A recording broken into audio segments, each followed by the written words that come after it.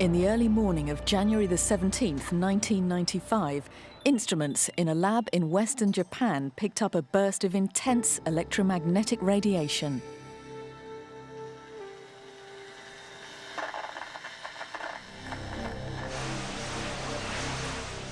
It was the signature of a massive earthquake which had just struck the city of Kobe from its epicenter 20 kilometers to the southwest.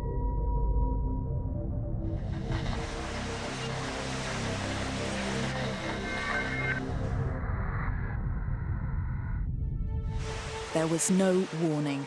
180,000 buildings were destroyed. An urban area 20 kilometers long and 4 kilometers wide was totally wrecked.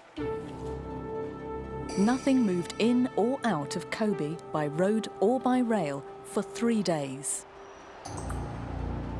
The root of the disaster was a shock that happened on the boundary between the Eurasian and the Philippine plate, a boundary that runs right beneath the city.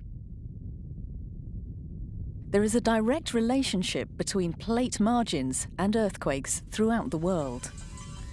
Japan is very vulnerable to earthquakes because of the country's special physical geography.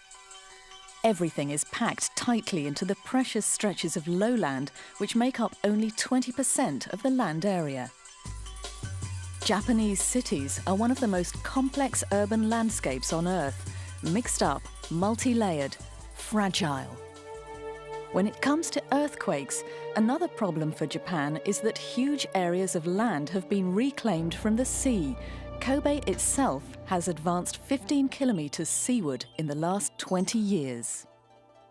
The trouble is, the reclaimed land, which now accounts for a third of all Japan's coastline, is relatively soft and wet and allows the shock waves from earthquakes to carry on for long periods of time. During the Kobe earthquake, at locations on solid rock, the shaking lasted 20 seconds. On the reclaimed land, it went on for 2 or even 3 minutes. As its human landscape becomes more and more complex, Japan becomes more and more vulnerable to earthquakes.